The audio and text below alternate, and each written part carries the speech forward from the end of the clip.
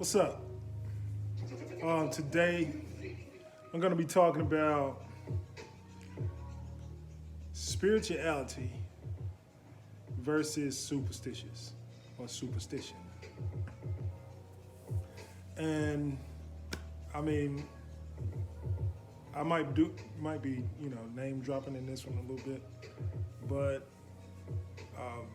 it's only my perspective. Everybody has their own opinion. Everybody has their own perspective in life. And basically, you are awarded in this life your own experiences, which could be a present, and a gift to somebody else, that's my thing right now is, I give what I can give, whether it be money, whether it be time, or whether it be talent. And this is my part of my talent, and this is part of my giving and sharing to the world. But I'm also doing it for myself, okay? There is this thing where people, they want to be selfish and then they want to be unselfish. And I mean, you could be both if you can, but one day you could be selfish and the other day you could be selfless. So let's consider that for a minute. But this is going to be spiritual and superstition.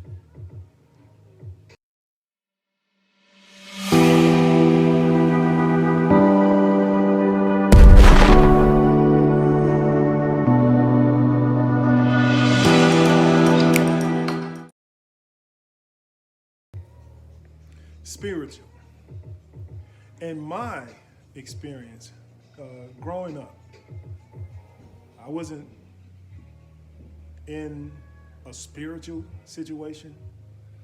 I never remember, being taught Jesus through my parents, maybe with my grandmother, but even with my grandmothers, they kind of had this philosophy in their head where Jesus saved them. And Jesus have mercy on you. They're the only ones that could be saved. But when you look at the spirituality of it, they were selfish. They were selfish in a sense that they didn't tell you that they had fixed income. They had life insurance. They had all the benefits that would help them be stable in their lives. And it gave them time to go to church on Saturday, on Sunday, on Wednesdays. It gave them that opportunity to, be more selfish. And I am not saying that I'm wrong. I'm not saying that I'm right. It's only the effects that I am more concerned with, the effects of their choices down to their daughters, their sons, and then their grandkids. There's an effect. And the one thing that I have definitely learned in life when it comes to spirituality is people get shit twisted when it comes to religion and spirituality. It seems to me there's a lot of twisted ways of getting it twisted with religion and superstitions, being superstitious. There's a lot of superstitious shit in religion. Like spirituality, I'm gonna tell you now, hands down for me, spirituality is not dealing with superstitious. It's only dealing with things to come, living in the present. Okay, and you're accepting the present on a positive note. You're not looking at it in a negative note. You're looking to overcome negativity. That's the strong part of being spiritual. You're not spiritual if you have religion and you're saying if you do this, this will happen in a negative light. Like you're only looking for things that are negative. Like why? Tell me something. In religion, why are we so fixated on the Ten Commandments? The Ten Commandments are telling you things that are negative. It's giving you a negative outlook. And in Proverbs, rather than the Ten Commandments, the Proverbs explain to you things that you could do positive that will get positive results. This is Proverbs all day. That's the middle of the book. So if you open the middle of the book, you would see that this is the main source of where you get your character, where you get your enlightenment, where you get your outlooks. I mean, this is the teaching of how to be a person, a positive person. It's hands down. I don't give a damn about the stories before that or the stories after that or who said it between Jesus, Paul, David. It doesn't matter. The point is, it was created for people to live in harmony. In harmony meaning positivity. You don't have to have negativity to have positivity. You don't have to have bad to live good. You don't have to have that. This is a mind state of people. People put that inside their head because they have some type of spiritual suspicious that creates this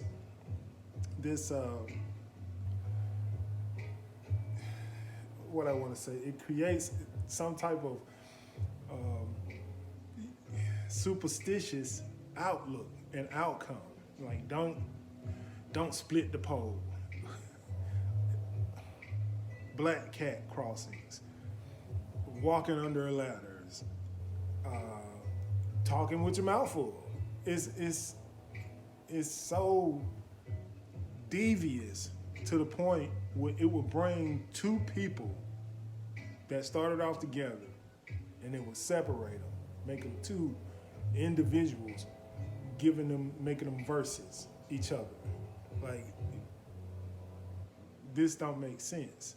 And us people, we don't realize it when we're doing our daily lives. We don't realize that this is what we're doing and this is what we're going through every day.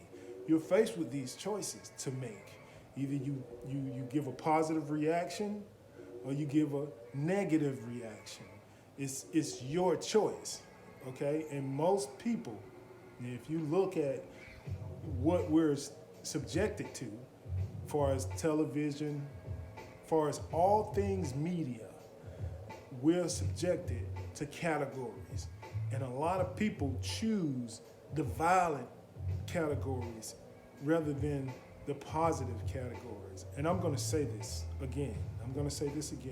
I would rather watch porn than horror. Okay? I would rather watch porn than horror.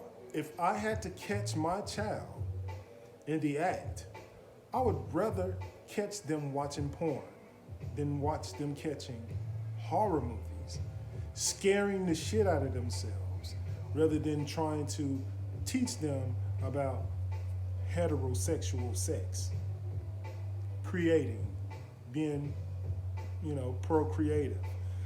I don't understand why do we have such high standards and access to horror with people killing. Like, this is on regular fucking television, and then you condemn porn. And I get me wrong now. Some categories of porn which contain violence, which contains rather hate that turns into horror, it's not acceptable.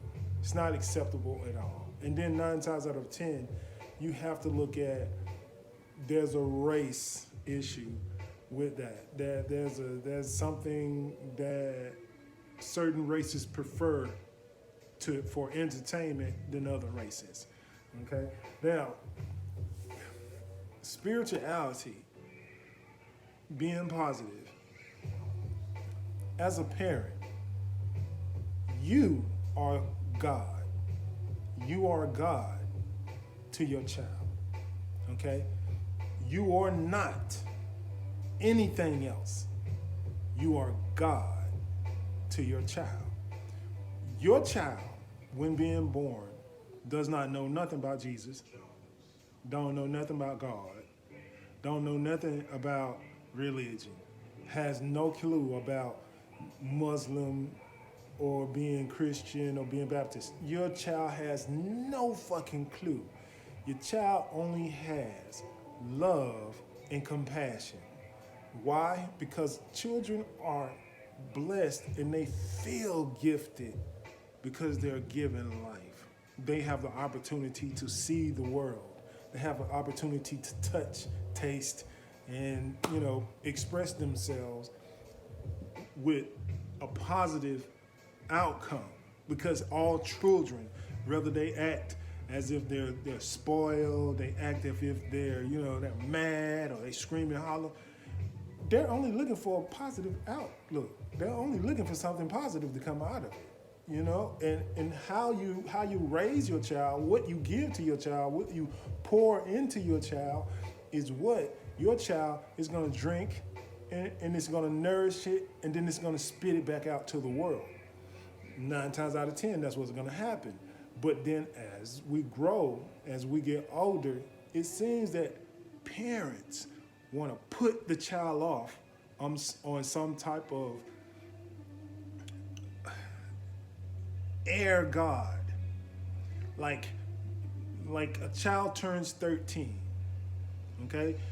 Teenage years, when you discuss this with a child, when you discuss teenageism with a child, you're telling this child that I am no longer your support. I'm no longer your God. There's another God out there somewhere, and he's represented by Jesus to help you, to support you, to give you what you want. This is how parents are thinking, especially black parents. The world's greatest deception is to have your child think that God is not in you and you're not God. So you're going to relieve yourself of all your godly duties to your child and allow your child to be a subject of the devil, basically, and then we're going to ask, who's the devil? What's the devil? What is that? Who could possibly describe what the devil is? The devil is superstitious, okay? It's superstition in itself. It's believing in something so fucking negative that it happens to you. It manifests. And that's how devilism works. If you believe that if you walk under a ladder and you will have so much bad luck it ruins your day or it fucks somebody else's day up along with you, that's the devil. That's the devil at hand. And that's not the devil as a person. That's the devil as a superstitious energy. You're putting this energy into thinking that your life is ruined because you believe something bad is gonna happen if you do this. I've seen a lot of situations where people, will burn down a whole fucking forest because they think that the forest needs to be regenerated. It looks bad. It really does look bad. But, if the earth scorches that site with lightning and that forest catches on fire, then that's how you can't say that that's a bad thing. It just looks bad. But the outcome in the end is so fucking beautiful because it's a reset, it's a restart. And some of this planet is really trying to restart. It's trying to restart and jump off of this superstitious thing. It's amazing how, people, how we communicate. And we communicate with different thoughts of, well, this is your God. And I don't know who your God is, but my God is blase, blah, blah, blah, which is right. This is very, very, very, very true. And it's wrong the way it is conveyed. It's wrong all day the way it's conveyed, because your God is your parent, Your God and you are a parent. And your God is not the same as another God, which is somebody else's parent. Your parent, and just for proof, a billionaire. A billionaire has kids. Now, granted, most billionaires are atheists. Okay? I'm going to give it 85%.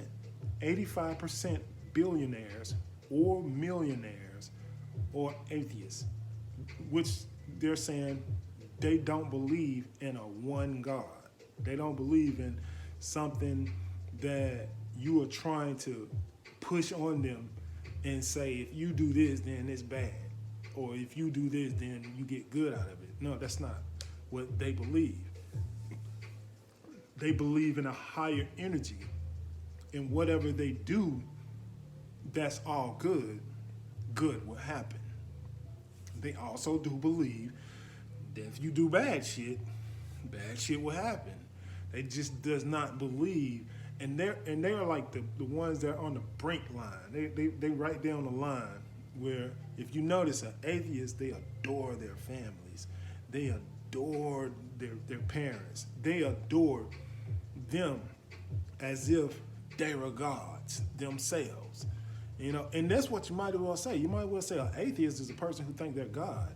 And then you want to say Christians or Baptists are ones who think they're not gods and think that God is on the outside of them. So therefore, they're able to treat other people in ways that are so fucked up. Like if you notice that Christians, they're the first ones to go to war. They're the first ones to pick up guns. 75% of the NRA is Christians. Look it up. Every individual member, they claim and rep that they are Christians with their fingers on the trigger and their thoughts and minds telling God is telling them that this is for you, this is for me. I'm God. I'm telling you, you need to kill such and such, and you need to shoot such and such, and you need to do this. And they're doing it in a violent way.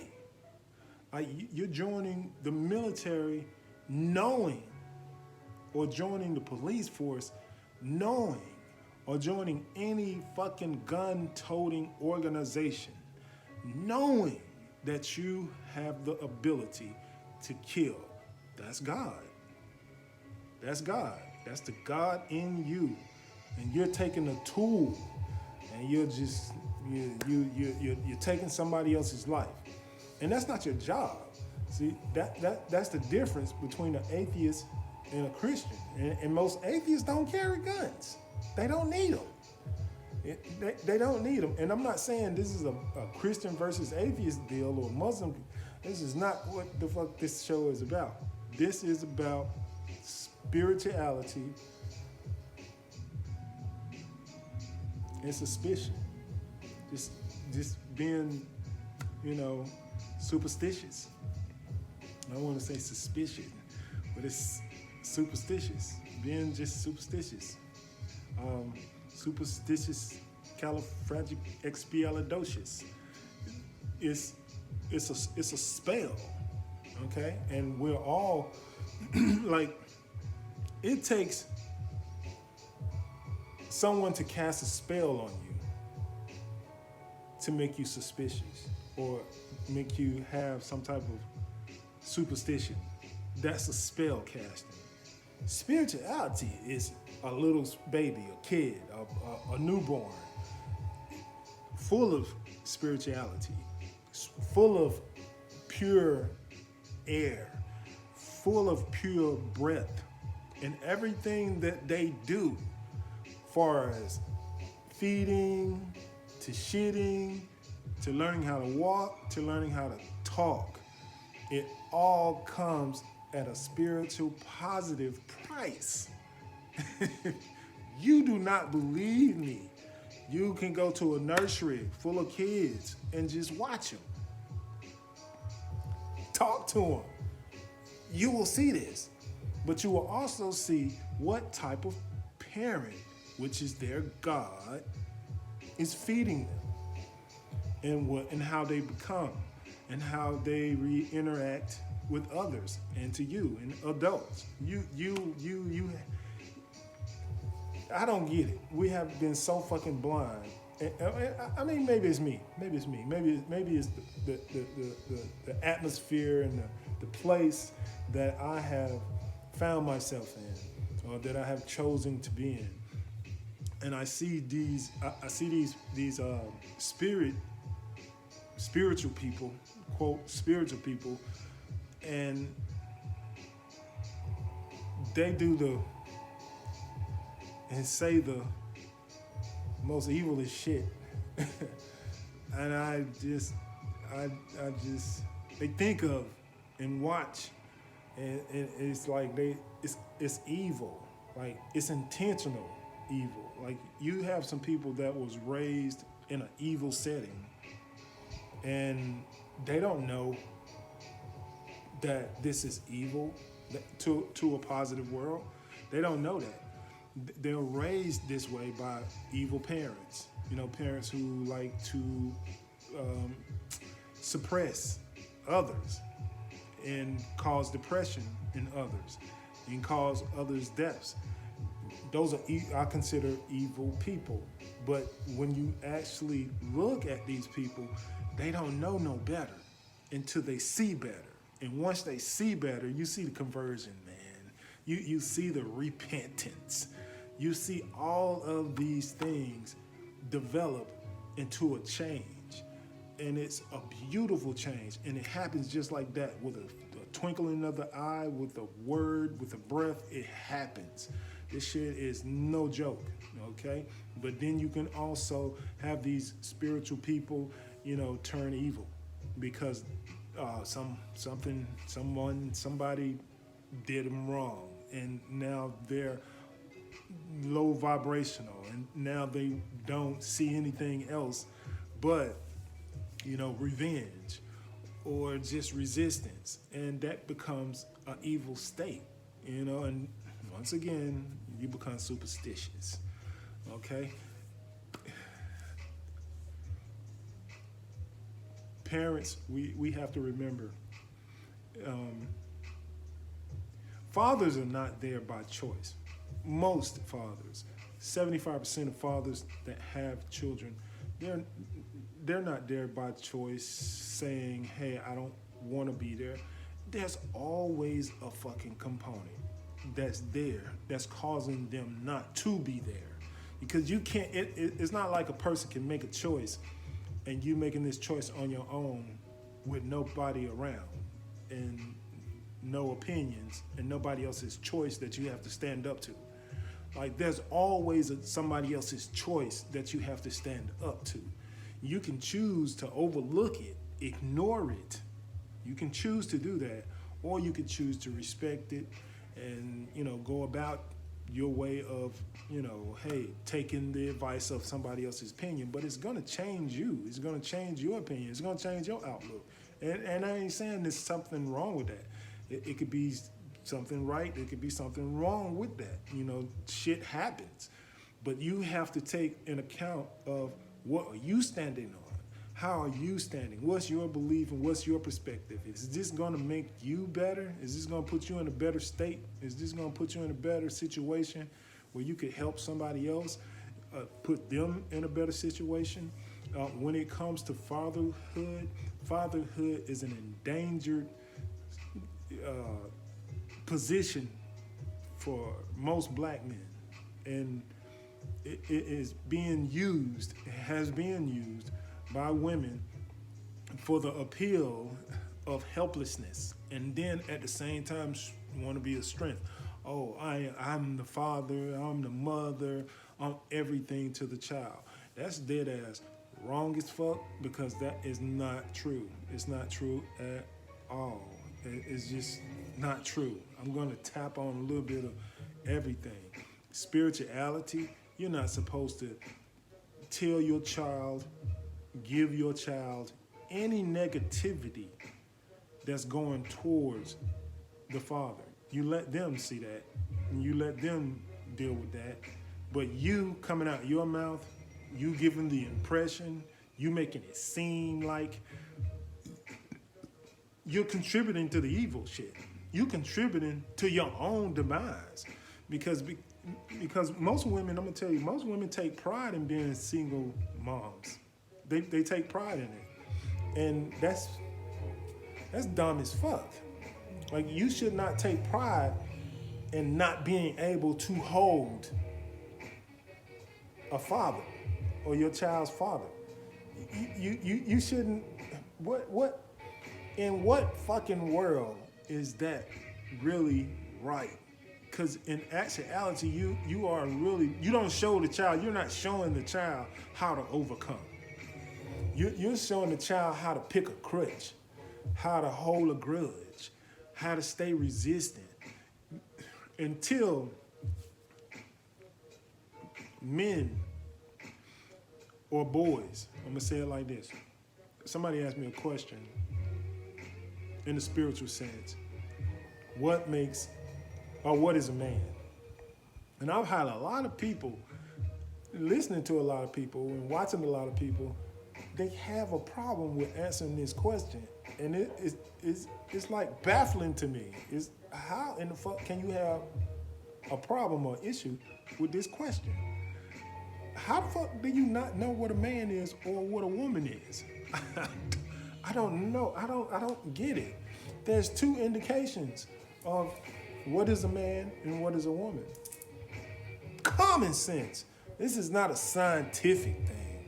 This is not a fucking education answer. This is none of that shit. It is a fucking common sense question with a common sense answer, okay? What is a man first?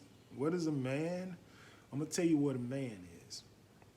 A man is a boy who comes from his mother's womb, and he's no longer attached to his mother, but he's attached to his father. Okay? He does not have a grudge of his father. He knows where his father is. He knows how to contact his father, and vice versa. He does not hold any resistance of who his father is. He is not the one that puts his father in a state of, oh, my daddy is fuck. Oh, my daddy ain't shit. That's not a man. That's a boy. Okay? That's still a boy. Okay? You're a boy if you still depending on your mama. You're a boy if you still listening to your mama. You're a boy. Okay? I don't give a fuck how old you is. You could be 60, 70 years old and your mama's still living and you still talking shit about your daddy. That does not make you a man. A man is a person a male person who has a connection with his father. Okay? And it ain't no fucking way you could be a man without a father. It's no fucking way you can be that way. Okay? I'm still a fucking boy. But somehow I'm right there on the borderline, because I'm not depending on my mother. I'm not even listening to my mother. I don't know my mother at all. But I do know of my father. And what is of my father, I am. And who I am is I am that one who loves his father. Whether he wasn't there or not, whether he didn't provide or not, doesn't matter. I love my father, because we as men, we need more men to stand up for our fathers. We need more men to look for our fathers. We need more men to support our fathers. We do not need to keep supporting women or mothers who's already being supported by something that's motherfucking fictitious, like a goddamn entity, a system that's supporting them in replacement of our fathers. This is where the world is really fucked up at. This is where the black community has stumbled. The black community has lost their way when they actually saw in every fucking state, in every united state, listen to what I'm saying, because this is an oxy-fucking-moron. In every united state, which is different, has the same system. They have a project system. And the project system is a living situation only for females, rejected by males. Males are rejected in this system. Okay, they put males in a situation where when they reach a certain age, they become homeless on purpose. If you cannot bow down to the system that's in place, which they call the educational system, if you don't bow down to that system and become a feminine person or a feminine man who can't work with his hands, who can't think out logically and makes, create solutions, living solutions for your family. If you can't do that, then you become educated and you're only using your brain. You're only using your legs to get there. You're only transporting your head to a motherfucking place where you're only useful for your thought. And that's not enough. That's not enough. You need all of that. You need the whole fucking package. You need to be able to think. You need to be able to move. You need to be able to do these things. Use your whole fucking body as a system. Use the whole member of your being, because every part of your body is a member, and you're supposed to be able to use your whole member. And women can't do that. Women are not made like that. That's what makes us different. But women take up the slack for us because they create us, and we can't do that. So there's no fucking comparison between me and a female. I'm a male, she's a female. There's no comparison. I can't do what she do. She can't do what I do. But we work fucking well together. We are so fucking smooth together. We are the shit together when we're powerful and she's thinking and I'm producing. She's directing and I'm producing. And come on, man. It's no motherfucking way in the world that we're not supposed to know this. And when we're both together, we become as one as God. Because we create another life. And that life depends on us. That life depends on us and sees us as the only thing in this world. And that's a God. Two gods. A mama and a daddy. We are that to our children. And our parents are that to us. We lost spiritually. Most people here in America they lost. You know what I'm saying? They're into superstitions. And it kills everything. Superstitious kills motherfucking plants. Superstitious kills the land. Superstitious kills shit. Superstitious is a murderer. Okay? It murders shit. Okay? But spirituality creates harmony.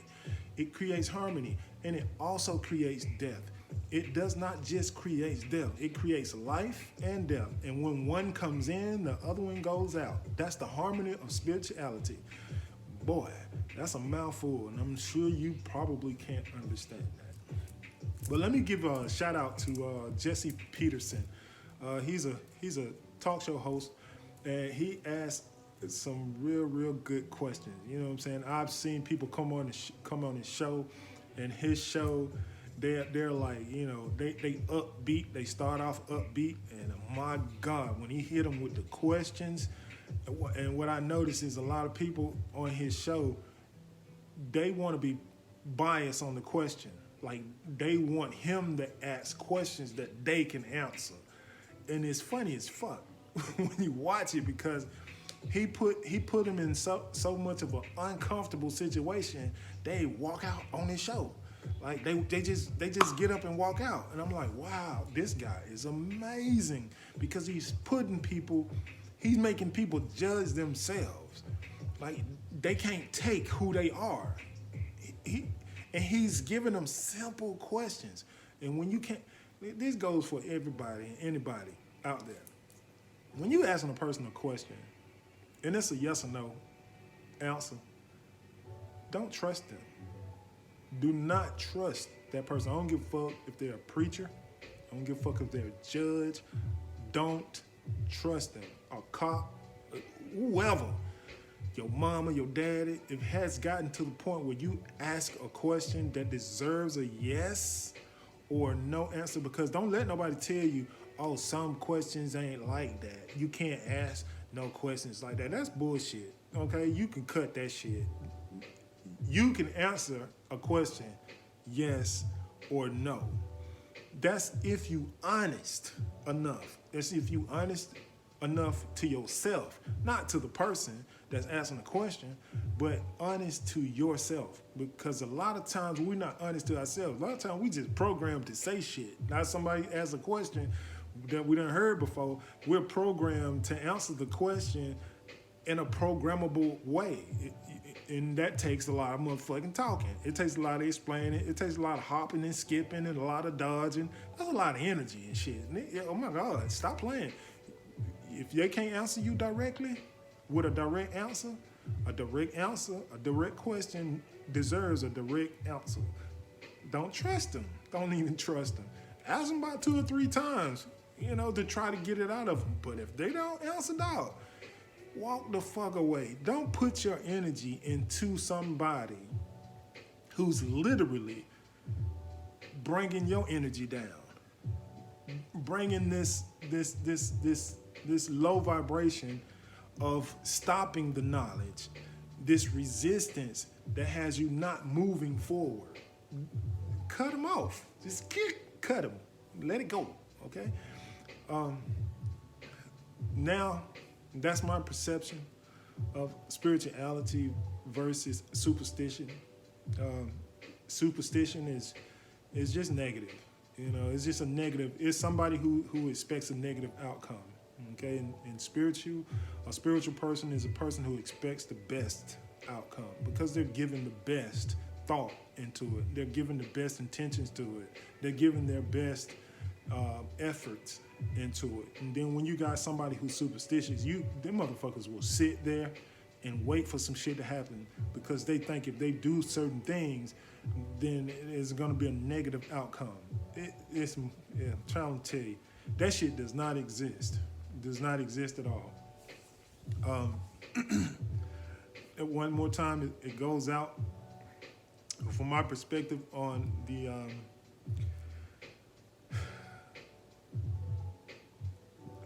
LGBTQIA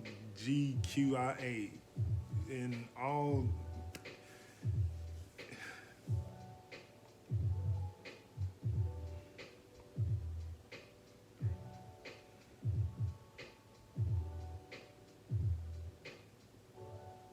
I have to explain to you one more time.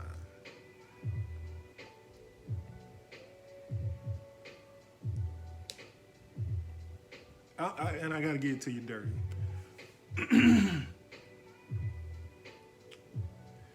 As a male, I can't speak for females, but as a male, as children, we have all experimented. Majority of us has already experimented on sex, and that's natural as fuck.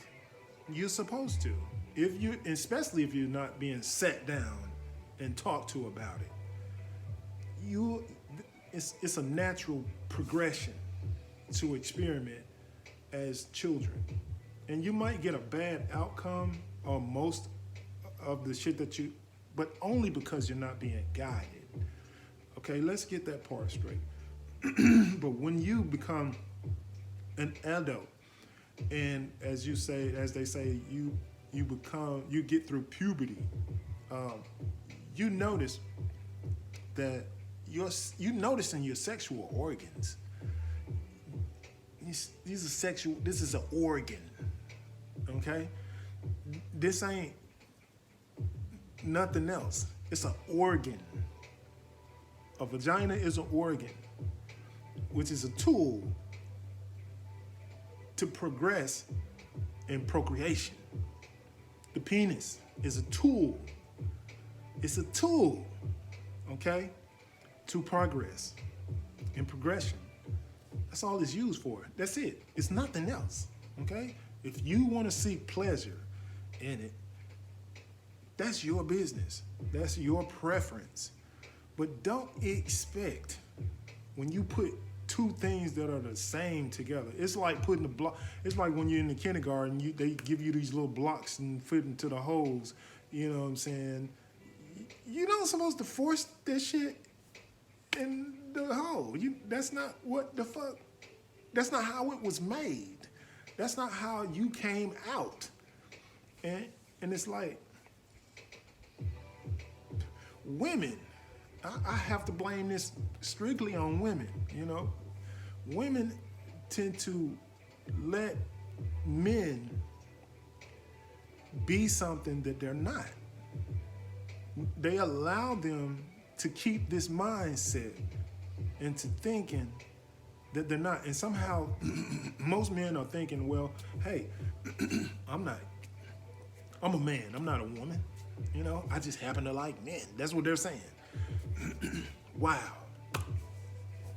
That's nice. And it's okay. You can like men. You can like men as friends. You can like men as partners.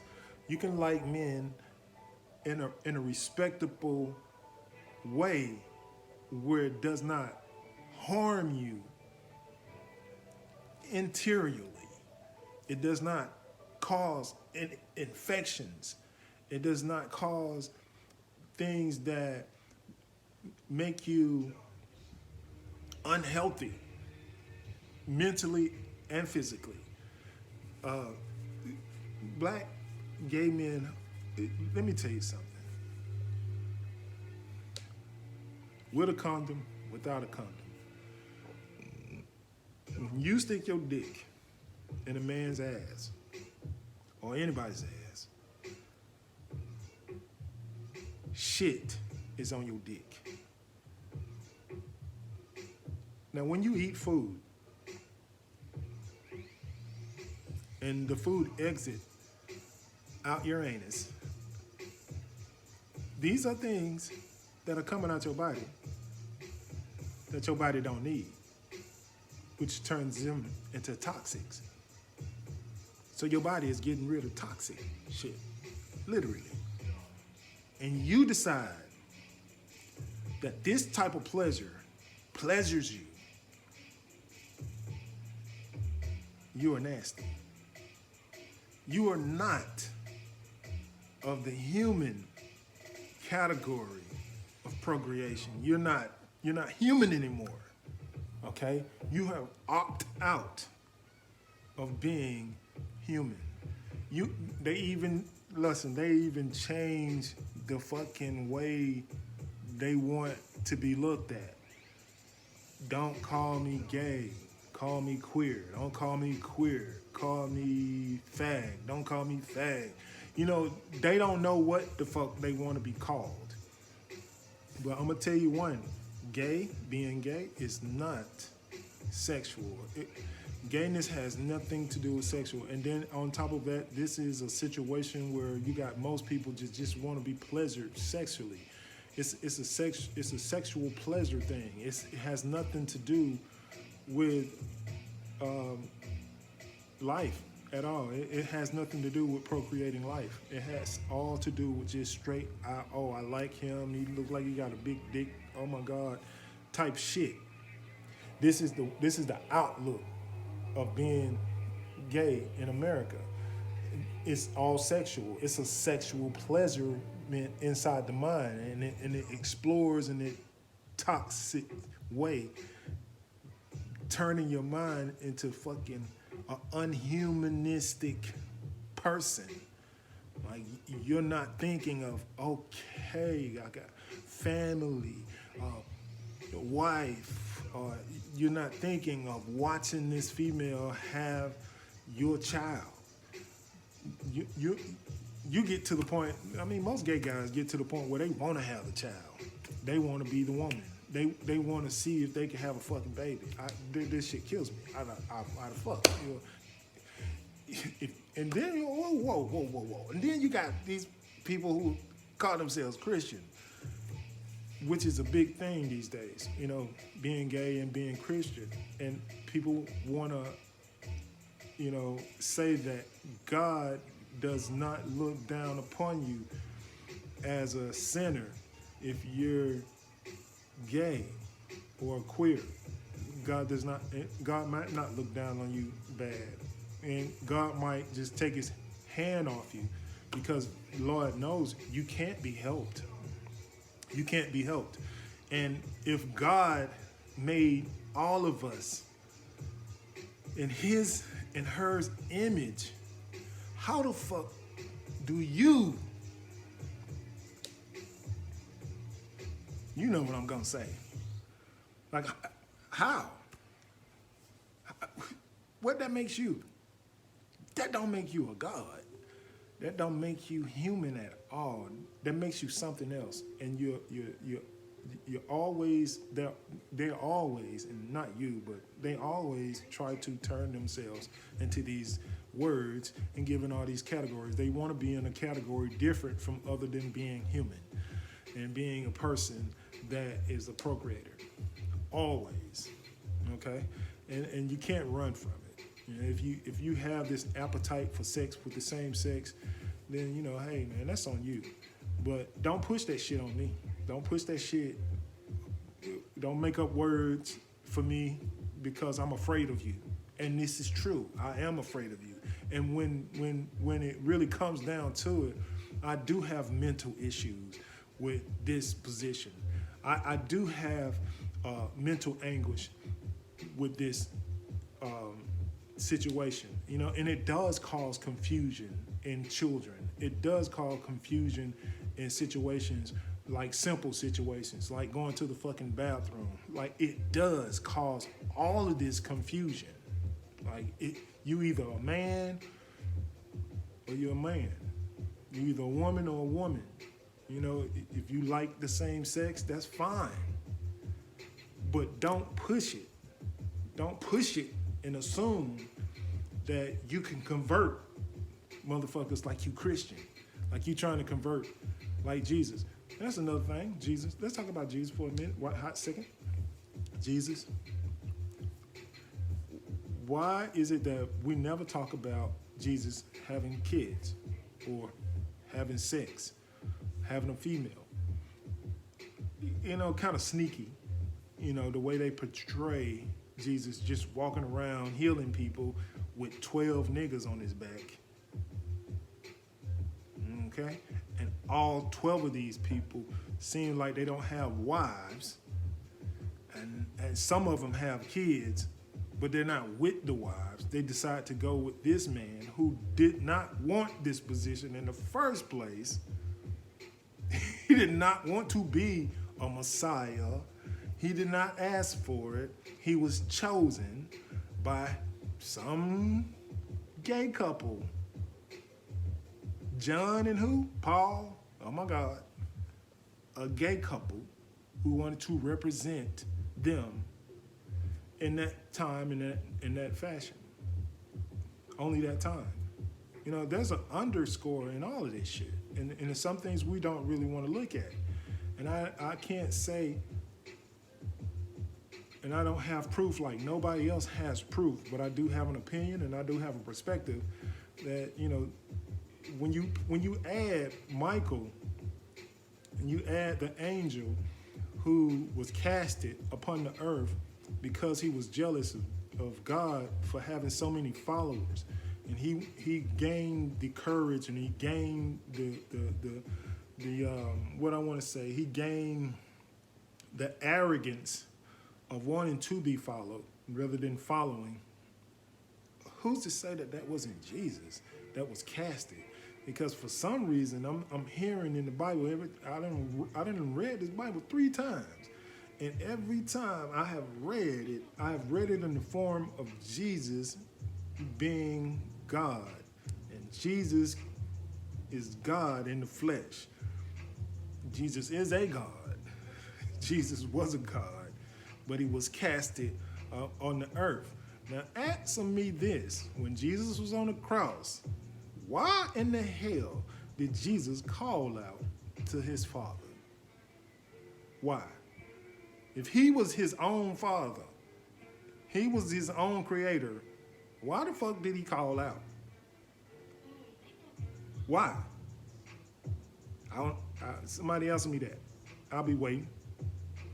Because this person was human, but we don't know what type of human this person was. We went from baby being born in a manger to Jesus walking on water. Like, where the fuck did these years come in, and who was Jesus being taught by? We have. It's like we'll listen to any damn thing without asking the questions or real questions and common sense questions. We just want shit to follow because we don't know where to go. We don't know who to listen to. We don't know what to do. But it's really simple. It's really simple. Be good to your neighbor. Be good to the person in front of you. Procreate. Be fruitful. Multiply. Give your life. Give whatever you have. Just give it. Billionaires make no fucking sense, literally, in this world. Millionaires don't make no sense in this world. None of it makes sense.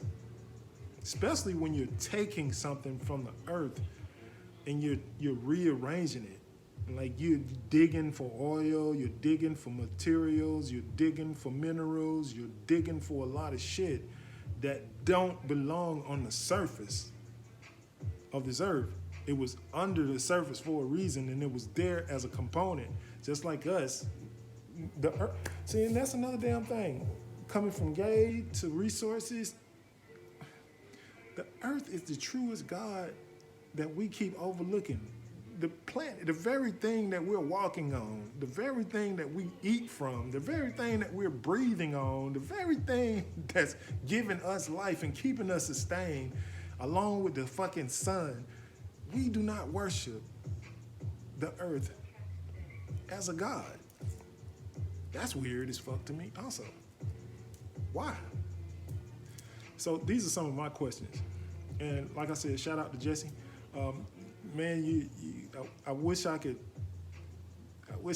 just, dissect your mind, and I wish I could be in your mind and understand, how do you,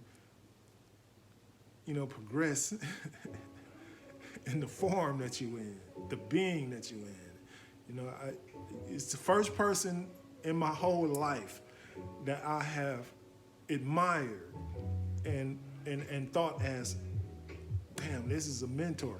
He's a real mentor. He's an advocate of, true, real living. He's an advocate. And it's like his attack is so fucking passive. This man is incredible. But that's pretty much it for me. Pretty much my talk for the day. And people need to realize, spirituality and superstition is a thin line, and you need to know the difference. Before you come to me, before you talk to me, before you even, try to want to help me and want help from me, you need to know, what do you want? And you need to have a stance of spirituality. And that means a positive result, a positive effect. Until then, said Blaze, I'm out.